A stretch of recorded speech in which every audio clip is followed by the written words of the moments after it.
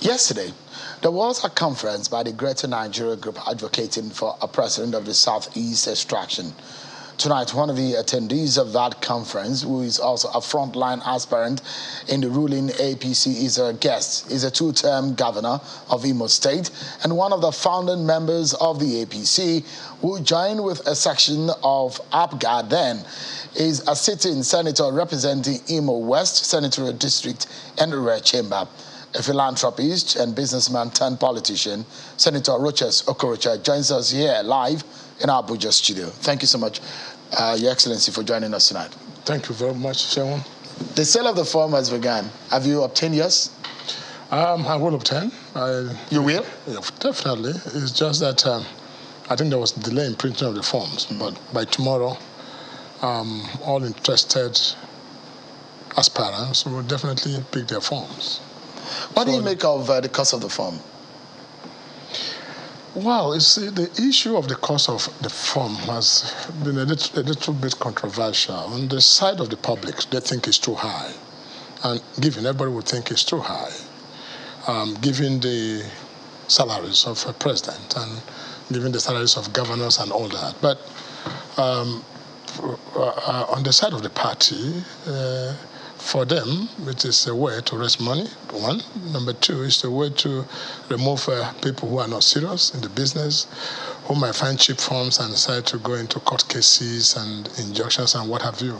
I think these are the reasons. But I think this is an eye-opener going forward. I think the idea of democracy should be amended a bit in Nigeria so that we can begin to get actually the people or the persons that the people want. One of my suggestions in this regard, after having listened to comments from people, is that it would have been better to say, in the next political dispensation, let everyone that is aspiring should be seen to let the people purchase his farm. And let the people purchase his farm. Just give an example.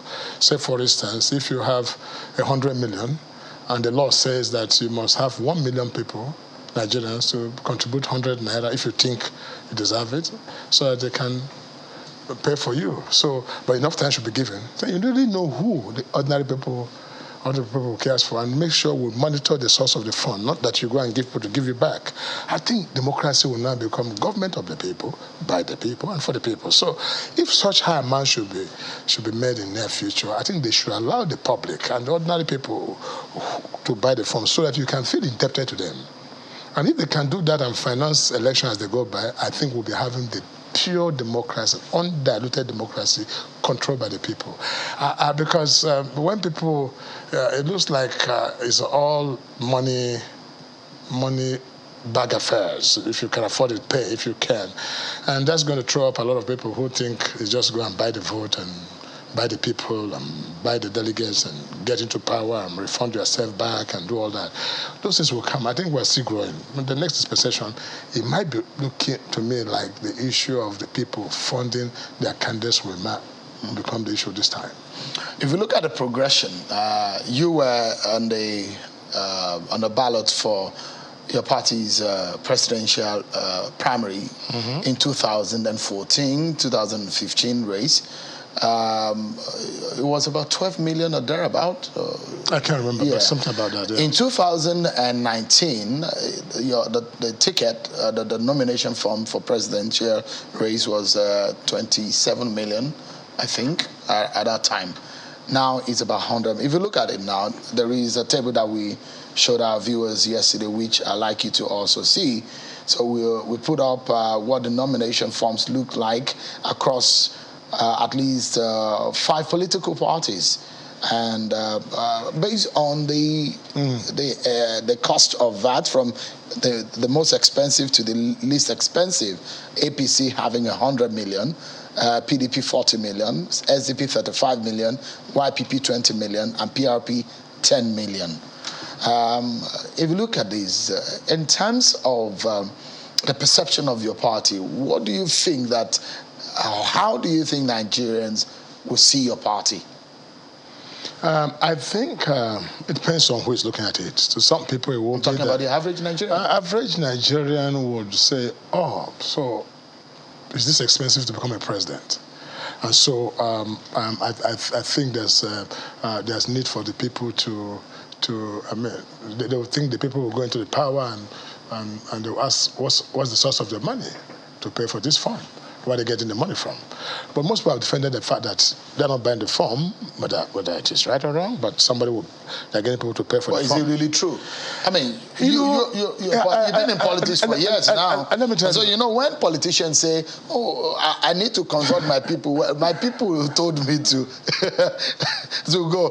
A lot of people know that this is not always the truth. I know. But the point I'm saying is that, the party has a duty to run the party. The truth is that after primaries, nobody cares about the party. And like APC has litigations now that is ranking to almost 64 million. They're still owing, almost 100 million naira. They're still owing. Where would they get the money to pay? So they think that presidential aspirants have the capacity to mobilize resources from their friends and folks to support them. So in that case, they can also make money. That's only justifiable reason. But they just think that there is a repercussion. There is a negative implication, because it does mean like if you're investing that amount of money, you have to recoup it somewhere. But it depends if you're investing yourself and what is your intention going to service in the first place. For some of us, it's sacrifice. For me, it's sacrifice. There's no sacrifice too much for a nation. If it's $1 billion naira you want to sacrifice to people, you can. I stayed as a governor and I sacrificed my security vote. And I give up 8 billion naira, for instance. I sacrifice today giving education to poor children. That doesn't mean I have too much, but it's a sacrifice. It depends on who is giving and what's the intention. The party could have said, okay, let's call for donations and contributions from party faithful. Does it put a question mark on the manner in which the parties are being administered? If you're waiting every 4 years for politicians to pay for nomination funds before you can get money to run the parties, does it put a question mark on the manner in which political parties are being run in this country?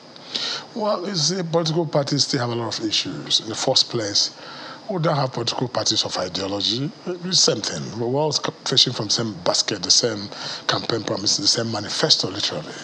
So you don't have Republican, Democrats like you have in America, extreme left, extreme right. We're just Well, I thought your party is you call yourself the progressives. We are progressive. Some call themselves the conservatives.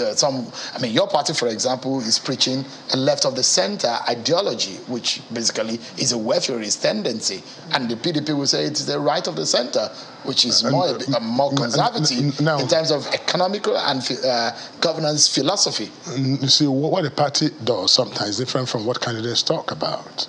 Let's face the reality. I'm being real to you now. I understand. I'm not just talking as somebody that's what the wanting to political run for president under APC. And I'm not defending my party either way. I'm just telling you about the situation in Nigeria, whether it is party A or party B. But a time will come when parties will be made to be very strong, and policy of party will be followed, and there will be clear-cut ideology of parties in terms of dispensation of governance. But that time has not come. I think we're still growing this nascent democracy. Yeah. There is a heat right now in your party as to who gets the ticket and where the ticket goes, whether some people are studying the body language of the president, their consultation. Have you consulted the president? Of course, long time. I've spoken to the president. I know you visited the president. You asked me the same question here. I've explained to you. But yes. Like Professor Ayade, it's not the first time he's going to see the president. But for him, consulting the president is of necessity before he can go ahead in the race. Did you also have to consult the president before you to take a permission or get a nod from him? It's not a permission, so to say. It's to inform him about your intention and tell him why you want to do that. That I've done. But if you know President Muhammad Buhari, he's a general, and you can't predict what is so unpredictable that you can't predict what he will do. He might pull anybody by surprise any time. That gives him the military training that he has. But anybody that goes there, I'm sure whatever he says to A is what he says to B. If anybody comes out to say Buhari has endorsed him, the person will not be saying the truth, really. But so the president, will not endorse anyone? If President might have his preferred candidate in his chest, but he has not made that known to anybody. And usually he will not do that alone, President Buhari, I know. He wants to check the mood of the nation. He will also consider the interests of the people and also consider who can win this election for the party. There's no point you nominating a candidate who cannot win election. It doesn't make sense. So I think President Buhari making his decision will be guided by so many issues that he has to consider. Now, I was saying earlier that people are studying the president's body language, and there's a belief in your party that whoever the president endorses could get a ticket. Is that the picture that you're getting? Is that the image of things that you're saying? But I just said that is President Buhari... Or should I rephrase the question to say, no, I you think eventually the president, because you say the president's endorsed candidate is kept it close to his chest. Yes. But do you think eventually the president, in his style of politics that we have seen at least in the last 7 years, do you think is that kind of president who will come out and say, oh, this is the person I want? Now, I tell you a bit of what I know about the president. President Muhammad Buhari is very intelligent.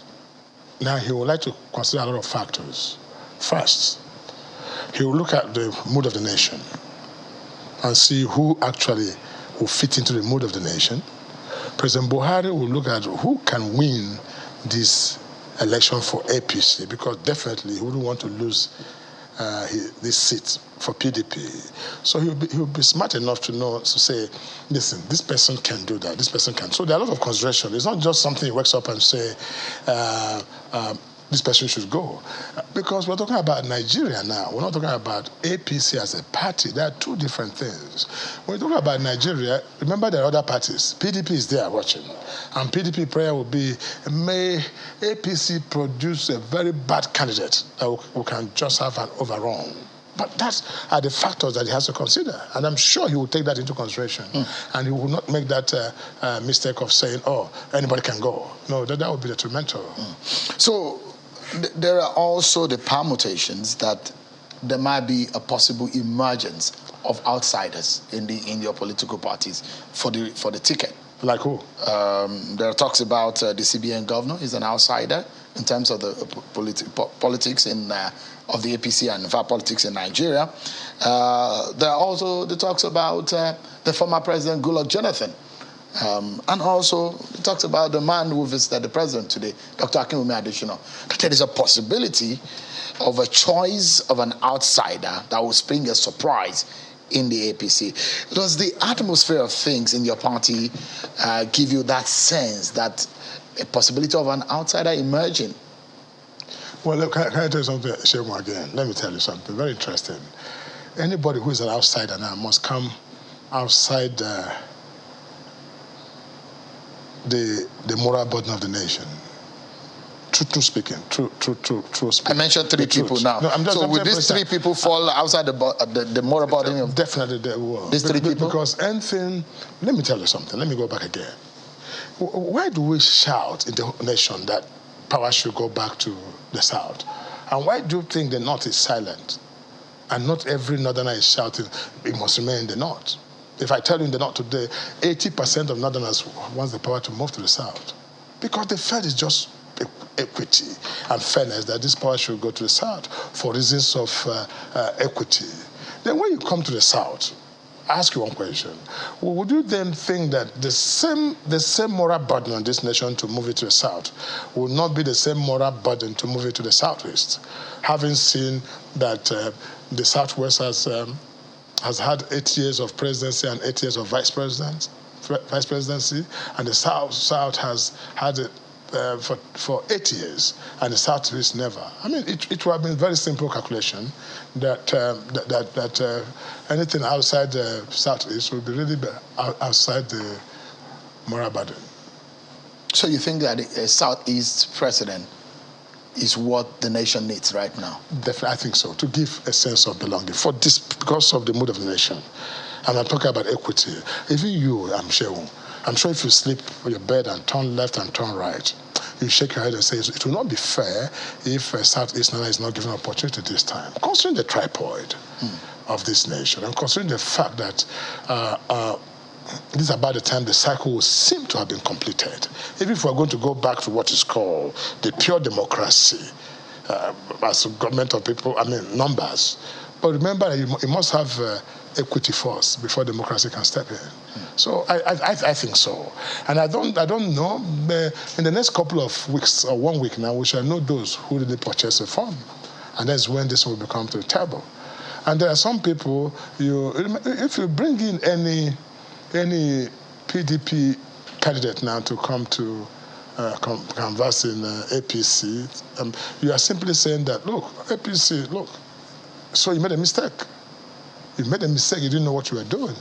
Well, and you drove away APC, and APC will come. Those are some of the questions that are begging for answer. And, because I'm still going to come back to the issue of zoning, which is the issue of the Southeast, president of the Southeast extraction that we're talking about. But I mentioned these three names because, we can't run away from the fact that these names have been mentioned quite often. Their names have been thrown up. In fact, apart from the fact that their names have been thrown up, just a moment, the form just started selling today. No, but the point I'm making is that on the grounds of the APC convention, we saw the posters of Mr. Emefiele. Anybody can print posters, but Emefiele have come to deny it. Yes, I agree that there's been some denier. Yeah. I've not seen one, but I've read a few deniers. And you probably have heard talks about former President Goodluck Jonathan, possibility of running on the platform of the APC. And the fact that if there are possibilities of outsiders coming and springing a surprise, Akinwumi Adesina's name has also come up. And so you've not really talked about that particular question which I asked, that should there be an outsider springing a surprise with the emergence of an outsider, what do you think could it portend for your party? Nothing. They will contest like any other person. And nobody is afraid of or scared What about if they emerge as a consensus candidate? There will be nothing like consensus candidate. So or what if they emerge as a president's candidate? That is not likely to happen because I tell you that President Muhammad Buhari, I know, will consider certain factors to do that. What makes them? Why do you think they have age over the candidates or the aspirants from the Southeast? What my few years of experience covering politics? What would be the reason? Let me ask you a question. What would be the reason not to get a Southeastern candidate? Is that you don't have anybody qualified to do that, or is it that they're not smart enough? We're not even talking about the Southeast candidate now. I'm talking about what I've learned over the last few years is that in politics, nothing is impossible. I agree with you. Yeah, so, the possibilities of what we're talking about, where the president says, this is my candidate, and he's out of these three names that I've mentioned, what do you think it portends for your party? But I'm telling you that President Buhari, I know, unless he's a new President Buhari, will not say, this is my candidate, and this is it. There will be some considerations. And sometimes this consideration takes a lot. It takes the governors, it takes the party, it takes a lot of people. Buhari is such a person, he's a Democrat that he likes to carry everybody along. In the case of Senator Abdullahi Adamu? Senator Abdullahi Adamu was not really quite different. Because it's a bit different. If you followed, the legacy members of the party met with the president. A few days after, the president met with the governors of the party. That's right. And they told us right here on this program that the president said, Abdullahi Adamu is a candidate. Yes, but one of the governors said that's what the president wanted. But that's the final word after consultations. You see, they wouldn't say we and the president said. Because remember, the governors also went to the president and asked him, we're producing chairmen from our local governments, who do you want us to support for the president? For the chairmanship. So that's quite a different thing. You see, you think that Buhari is not that autocratic. Buhari will not come and say, impose any candidate on anybody. And he will only make suggestions. I quite agree with you. He will suggest and see how people buy the fact. And I remember that things have changed. There are a lot of independent-minded people. The delegates we have now are quite different from what you used to think in the past. So it requires a lot of consultation, lobbying, and make people see reasons why it should be. We're due for a break, Senator Rochas Okorocha, and when we return, we'll be telling, Senator Okorocha will be telling us more on the Southeast agenda and the prospects of the APC ahead of the 2023 election. Stay with us, more about this jostle for the APC ticket. Welcome back, everyone. I've been speaking with the senator representing Imo West Central District in the Red Chamber, and the former governor of Imo State, APC presidential aspirant, Senator Rochas Okorocha. Thank you so much indeed for coming. Before we get into some other issues, because I'll take you into the Greater Nigeria conversation from yesterday, and which, of course, is something that you have been trying to sneak into the conversation from the very beginning. But let me ask, I'll go back quickly to the issue of the forms, the nomination forms. APC claims to have about 44, well over 40 million party members in that last registration exercise. If one looks at it this way, if each member of the party pays 1,000 naira as membership fees, that would amount to over 4.4 billion naira. The party will have money to run its affairs. But I'm not sure the party is thinking in this direction. Has the party failed in this regard? Well, I just told you that party has to make strong in Nigeria, not just APC, every party, and truly make it a democratic government of the people or party of the people, by the people, and for the people. But that has not been canvassed, and sometimes a electoral act will help. I just gave you a challenge to say, listen, just imagine where in the next dispensation you say, look, every candidate should pay 100 million. But that 100 million must come from 1 million Nigerians who must give you 100 naira. Now, what do you think will happen? The people will begin to possess the power to fund their preferred candidate. And when that happens, the person is duty bound. He has a sense of indebtedness to the people when people do all that for him, even for his campaign. And the time we can stop money politics and aspirants spending money for their politics, the better it is for our nation. That's when we're going to get the real choice of the people to play. But where poverty is ravaging the people and somebody has a little bit of money and spread, everybody seems to dance towards the money. But that doesn't make the democracy quite strong. We're getting there very soon. So it's not particularized to APC. I'm just talking about the nationwide it is and the whole democratic arrangement regarding to parties. That's where we are right now. That's the stage we are. But that will get corrected in the future. Let's move to the issue of how your party will decide who becomes its flag bearer. Do you think a consensus option will be better or easier for your party?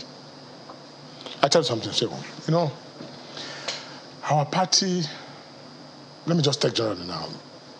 A smart party, or a party that is very smart, will look at the mood of the nation right now and ask yourself, what does Nigeria want now?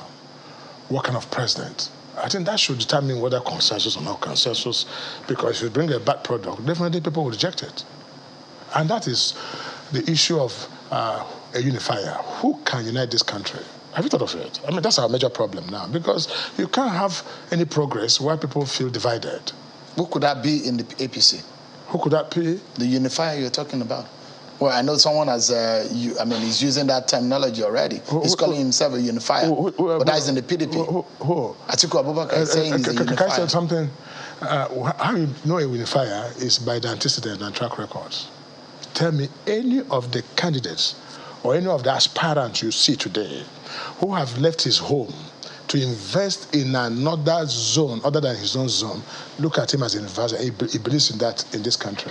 But anybody that you see him, everything he has is just within his cubicle, speaking his tribe and doing his tribe. That person does not believe in the unity of this country. I think that's one big. Is there any of such person in the APC now? No, I'd like to ask you a question. That's why investigation is very key. How many of the APC aspirants have investment in the Northwest, Northeast, and North Central? You are the one setting the criteria, and I'm asking, does anybody fit into it? No. Oh, excuse me. If you make an inquiry, you can see that some people fit into it. Like who? I fit into it. Explain Okay, there's no zone in this country. There's no geopolitical zone where you don't see Rochas investment for humanity. Like I have Rochas Foundation College in Kano. I have in Zaria. I have in Sokoto. I have in Adamawa. I have in Bauchi. I have in Jos. All the zones. I have in Cross River. I have in Enugu. I have in Oyo. We have over 5,000 children. If you tell me your village now, your local government, I can open up and tell you a child, an orphan, I'm training from there. If I don't believe in this country, I wouldn't even go that far. It's love and passion for this nation, for humanity, that drove me to that places. So ask question first. Who is that unifier who can come out and boast that he can do this? Let me sound more serious again. So these are what we're looking for. Your track record speaks more than what you say I will. Look at our campaign. There's nothing we're saying now that we didn't say in 1980, that we didn't say in 1970, that we would not say in 1999. What's the difference? So we're not about I will. Shegun, anytime anybody comes here to talk to you, ask him, what have you done before? If he say I will, tell him to stop. Because I will does not solve, but I've done. It's track record. We'll get to that point in a moment. Yeah. And we've tried to do that. Probably, I mean, one thing that is consistent with us right here on this channel is that we want people to identify the problems of this country and proffer solutions. Fantastic. That's where we have been consistent right here on the channel. It's our editorial policy, and we have stuck by. Are you sure you're doing that? Yes, on this channel. I've not heard you. I mean, for your own sake, I will ask them in 24 hours. I will give you a pile of the questions and answer to it. And I've asked you to identify the problem of Nigeria. This is not the first time I'm interviewing you. No, you never.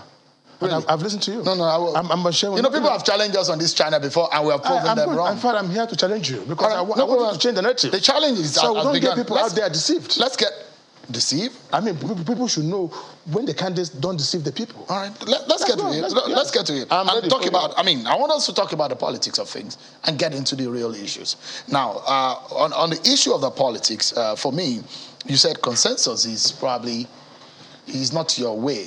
You don't believe in it. Do you? No, I'm saying that I thought that you should look at the mood of the nation. You didn't allow me to finish. I've told you about unifier to unite this country, and I've just said that. And I've asked you what the unifier is. You said the economy of this nation is very key, and the personality of the person is very key. If you consider these 3 points, then you are good to go. Then you have the best of the President of the Federal Republic of Nigeria. If you consider these 3 things, and anything outside this is a deceit. Yeah.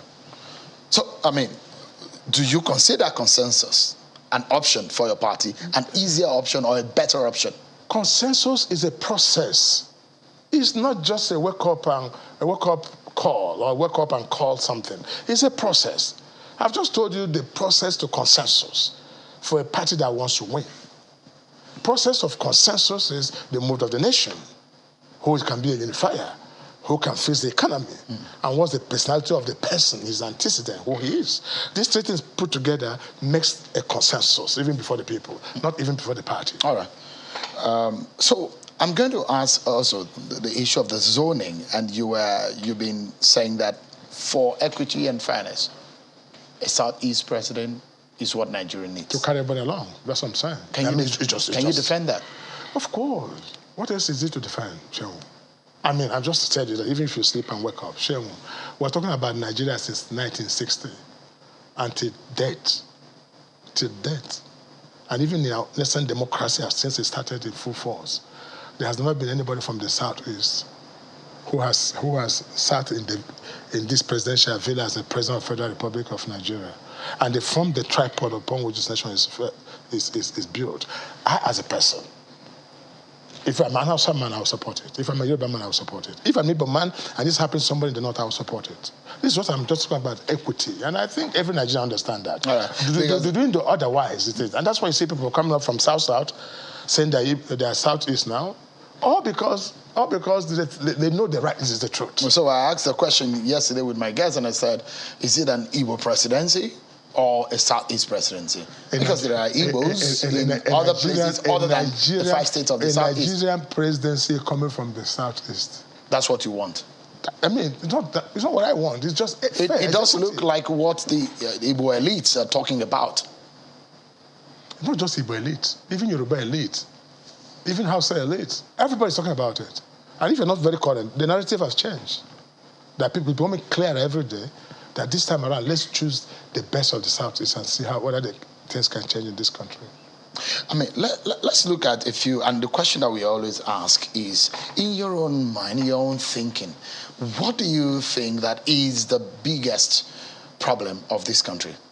Now you have come. You know, all this question you have taken me all this while really does not add up anything to me. No, that's politics, which matters because these are issues also that will define the candidate. And when we're talking about the candidate, we're talking about the issues. Shehu, if we're able to address this, we're fine, honestly. And I can stop the interview anytime if we're able to address this. And I want you to say the yesterday because, Shehu, you're a big influencer in this country. You're a big influencer in this country. And you must help the ordinary people to assess their leaders who are coming. Because what I hear you speak here is people mentioning data and mentioning figures and statistics. And when they bamboozle the nation with the statistics, and you say, oh, this man knows the problem. But some statistics we've been hearing since 30, 40 years ago, and that has not helped matter. Don't you think something's wrong? I want to start there, my foundation. And why do you think, at the time that Obasanjo was in power, I'm sure there were a lot of criticisms. People were insulting Obasanjo a lot of him. We had Yaradua, it didn't stop. We had Jonathan, it didn't stop. In the time of Buhari, it's not stopping. What is wrong? And the question I ask you, do you think any of this president came with the intention to destroy Nigeria? If things is not working well, is there any of the intention of the president to invite Boko Haram or herdsmen or crisis in the country? The answer is no. There's something wrong with this nation that we need to get a visionary leader to discuss and present it to people. And if you want to ask me, I can continue. No, that's why I asked, what in your mind do you think is the biggest problem of Nigeria as of today? One, the biggest problem of Nigeria is that the Nigerian leaders don't even understand the problem. A leadership problem? Yeah, no. They don't even understand the problem of Nigeria. It's a problem. For you not to understand, like, I don't want to use an example of illness, but if somebody is suffering from kidney problem and he has headache, and the person is telling you, I have headache every day, you don't understand the disease, and you will die. Exactly, that is what I'm talking about, Shehu. So whenever you hear Nigerians say insecurity is the problem, they say again power is the problem, everything. They think of songs, and they can mention 1,000, and that's why they come up here, and people are bamboozled by the fact they say, I have 12-point agenda, I have 20-point agenda. Me, Rochas, Okorocha. How many points? Hear me and hear me out. I have 1-point agenda. And I think that's the problem of this country. The problem of this country is lack of wealth. And I'm in this business with my passion and vision to create wealth for this nation. And if you have wealth, all this is finished. And let me explain to you. Now, in 1980, Shehu, let me teach a bit now. Let me be a classroom teacher so you can understand. In 1980, this is what you have. And I don't know if you have paper, but I can show you. But 1980, this is the population of Nigeria. This is the wealth of Nigeria. In fact, in 1980, you have something of this nature where the population of Nigeria is far lower than the wealth of this country. And that's why you have $1 to 78 kobo. 1980, check your record. If you go to London and buy things and you get change in pounds and dollars, what went wrong? That is what you have. Then this population kept growing to the extent that population and the wealth came together. We have 1-to-1. Now the population is growing a geometrical progression, and the wealth is declining. I mean, resources, revenues are declining in arithmetical progression. That is insecurity. That is lack of power. That is poverty. That is herdsmen crisis. That's all that you have. So let no one come here and deceive you anymore. And I challenge anybody here to come and stand with me and prove the point that what they say is the problem is not the problem. Now, let me give you an example. Do you know this nation we are talking about now? The budget of New York is over $100 billion, $101 billion to be precise, in 2021. While the budget of Nigeria is only 29 billion. 4 times bigger than Nigeria. I'm talking about New York here, a city in America. Same also is in Japan. What's the difference? They have created wealth. And this wealth are here in this country, which has not been created. So my agenda is to create wealth. But when people come to tell you, I say, per capita income has fallen, unemployment rate, debt rate, insecurity, power has dropped, those are just classroom academic exercise. That's not a direct issue. And then you ask yourself question. Shehu, question you should ask next time. I'm just giving you a template to ask question. What has the aspirant done in his life to create wealth before coming to government? Most of your aspirants are government picking. They were nobody. In other words, they have not created wealth even for themselves or for their family before they jammed government and government made them. A person made by government cannot make the people because you have not experience of wealth creation. And I challenge you. That's what peters me down as a person. And so if I have a wealth creator, that will make a whole world of difference. Because what's happening in Dubai is wealth creation, ideas, thinking outside the box, OPM, other people's money. We have to bring it to bear. We have gold from Sokoto to Kwara. You are aware? We have uranium in Gombe. And what has happened to our small-scale industry? Why are we not taxing people? So mine is wealth creation by tax force. And I can explain that to you. Yeah, you said there is only one problem, issues of how to create wealth. Yes, put it in the local man's language, money. How will you then do that for Nigeria? I can tell you.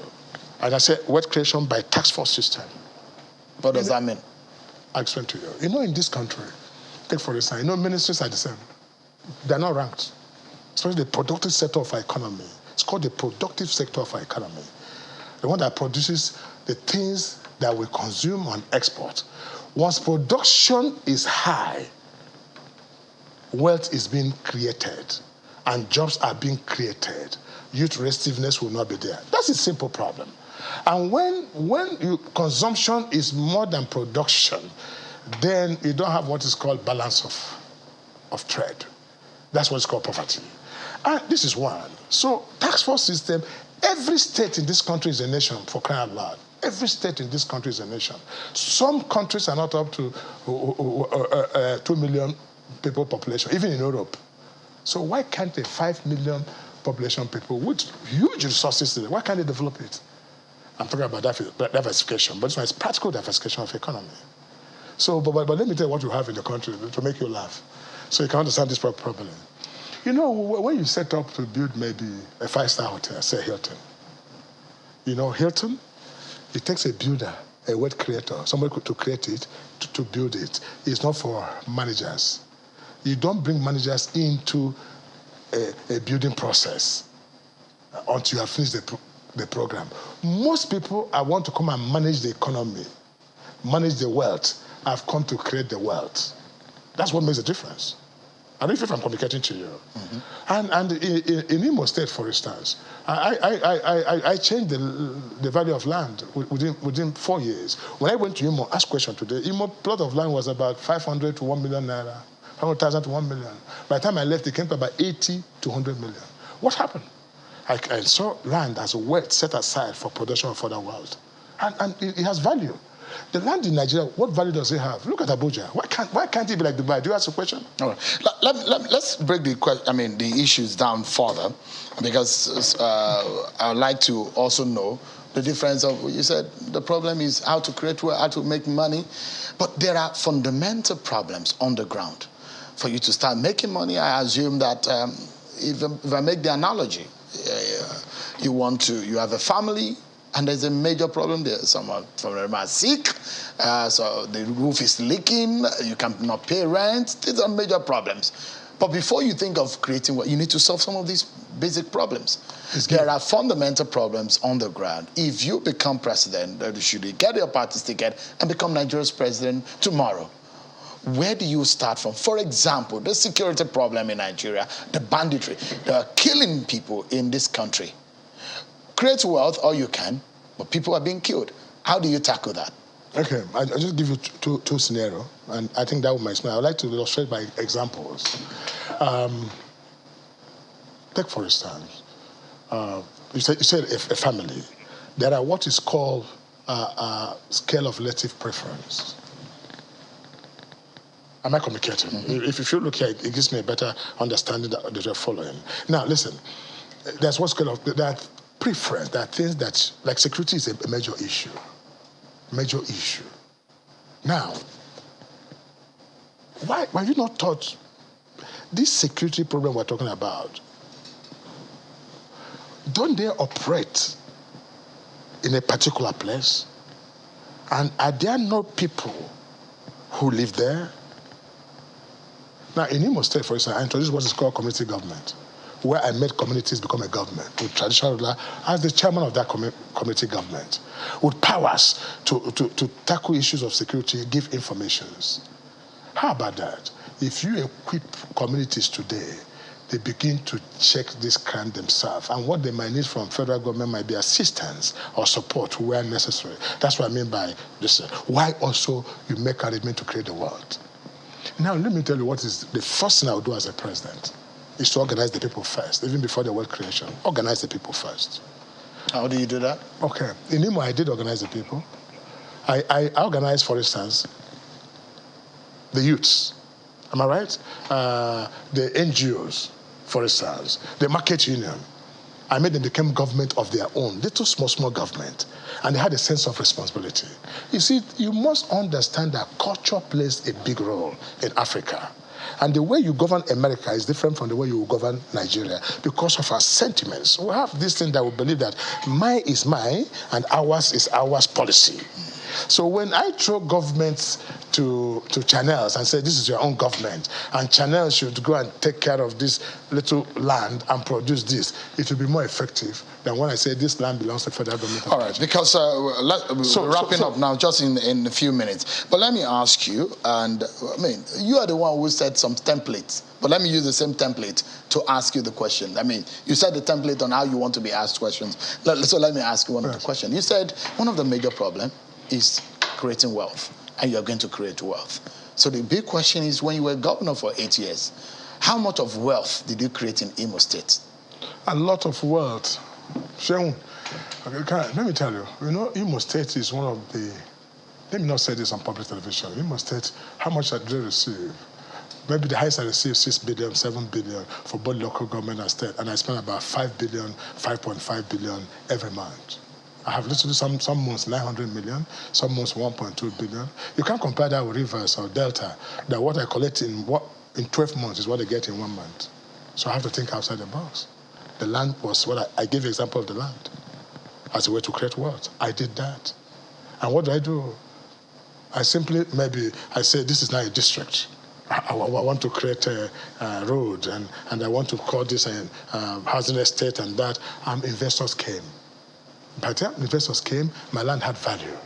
I collect taxes, and I collect this for land, and I raised billions with which I did the roads from the people. So let's ask empirically, how much of revenue or how much was Imo State worth in terms of money in the bank when you became governor? And after the 8 years, if you said that you have a template of creating wealth, how much was Imo State worth in the bank when you left office? I left for 48.3 billion for Imo State. Not the liquid cash. I'm just saying, how much is it worth? How much did the state? How much was it worth when you got into office? Asset, because you said when you create, you can only know how someone has created wealth based on what he had. And after he has created wealth, what he now has. Okay, I'll tell you that when I came to Imo State, I met only one hospital. Just for instance, I had only one hospital, and probably dilapidated schools. And I said this on public television, subject to anybody. But before I left, I had over 28 hospitals built. I had International Cargo Airport built. I had new government house built. I had 1,000 kilometers of road built. I had urban renewal made. I had the police headquarters built, prison headquarters built, high court built in Imo State. I'm not a propagandist, but this can be quantified to wealth. So if you put those assets down, it's going to trillions of naira. While I tell you, literally, I met nothing, and I stand to be challenged. In terms of and I owe no bank. Let me say this also, and I owe no bank. From there, let me tell you how it is. I could tell something MTN that you should go and put, don't pay me anything, but give me street light and put your advert. How about that? That's just thinking outside the box. All right. So in terms of help me do this road, IGR, do this road. When you got into government, how much was the IGR when they left? How much was it? When I came to Imo State, it was literally less than 200 million. By the time I was leaving, it was 700 something million, almost 1 billion. Some days we got 1.3 billion. And this business was high. And this is the same template you use should you become president? In fact, better template than that, because I have quite a lot of experience. Remember, in fact, one of the things that I'm so glad about, that I didn't become president when I ran in 2003 and 2007 and 2015, is that I have quite knowledge now as a senator, as a governor, and as somebody who has masters in law and bachelor's degree in law. I have both idea of the judiciary, legislature, and the executive arm of government. I think that's a preparatory to so. Senator Rochas Okorocha, thank you so much indeed for talking to us tonight, and I wish you the very best in your pursuit for your party's ticket. Thank you. Thank you so much. Thank you. But that's our show for tonight, everyone. Many thanks for watching. I'm Sean Akimbale. Bye for now.